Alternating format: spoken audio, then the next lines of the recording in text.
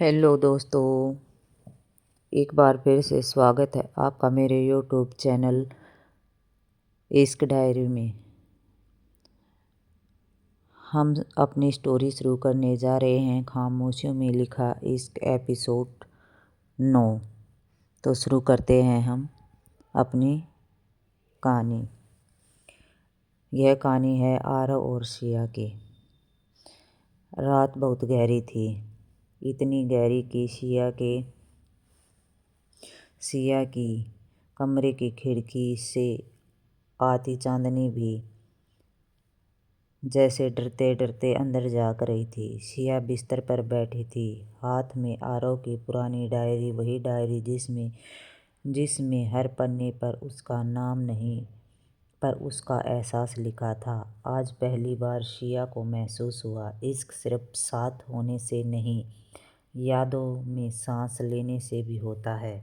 उधर आरव समुद्र के किनारे खड़ा था। लहरें उसके पैरों से टकरा रही थी, जैसे पूछ रही हों, कब तक अपने जवाब छुपाए रखोगे। जब सिया ने आरव से कहा, अगर तुम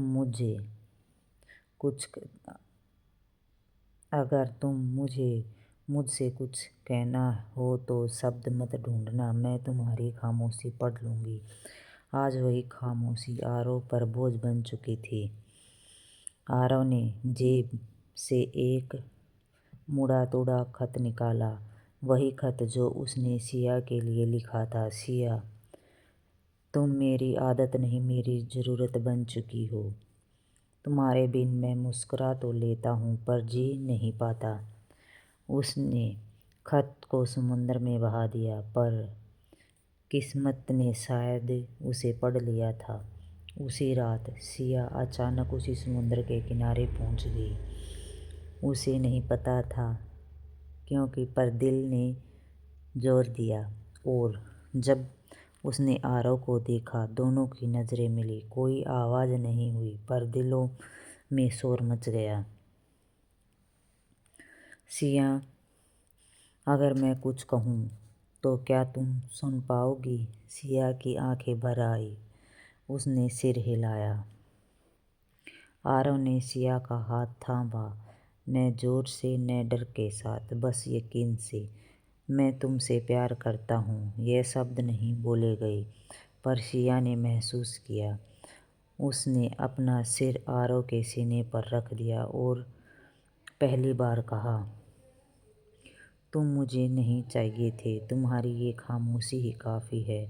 चांद गवाह है, समुंदर सुन रहा है और इश्क मुकम्मल हो रहा है। सिया ने अचानक पूछा, अगर कल हमें जुदा होना पड़े? आरव चुप हो गया। उसकी खामोशी पर डर से भरी थी। यहीं से कहानी ने एक नया मोड़ लिया। जब समुद्र की लहरें अब थोड़ी तेज हो गई थी, जैसे आने वाले तूफान की आहट दे रही हूँ। सिया ने आरव का हाथ अभी भी थाम रखा था, लेकिन उसकी उंगलियां हल्की सी काँप रही थी। आरव, उसने पहली बार उसका नाम इस तरह लिया, डर और प्यार दोनों के साथ। तुम्हारी खामोशी मुझे सुकून देती है, लेकिन आज वही खामोशी मुझे डरा रही है। आरव ने नज़रें झुका ली। वह सच बताना चाहता था, पर डरता था कि सच कहीं सिया को उससे दूर न ले जाए।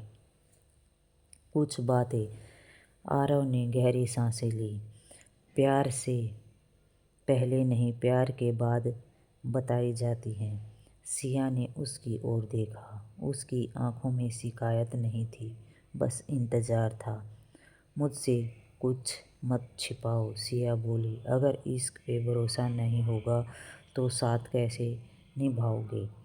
आरव की आंखों में नमी हो गई। उसने कहा, मैं जल्द ही इस शहर को छोड़ दूंगा। ये शब्द समुंदर से भी ज़्यादा ठंडे थे। कब? सिया की आवाज़ कांप गई। सिया ने अपनी आंखें बंद की। हवा उससे बालों को छू रही थी, जैसे कह रही हो हर इश्क मुकम्मल नहीं होता। अगर जाना ही है, सिया बोली, तो एक वादा करो। कौन सा? आरव ने पूछा। जहाँ भी रहो मुझे भूलना मत, और अगर कभी लौटो तो इस समुंदर के पास आना। आरव ने सिर हिला दिया। उसने अपने माथे को सिया के माथे से लगाया। अगर मैं लौटा तो सिर्फ तुम्हारे लिए। सिया ने पहली बार आरव को गले लगाया। वो आलिंगन लंबा नहीं था, पर उसकी पूरी जिंदगी सिमटी हुई थी।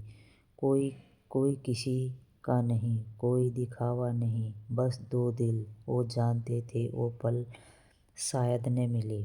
आसमान पर बादल छाए, चांद ओझल हो गया, और उसी के साथ एपिसोड 9 ने अपने सबसे खामोश मोड़ पर खुद को रोक लिया।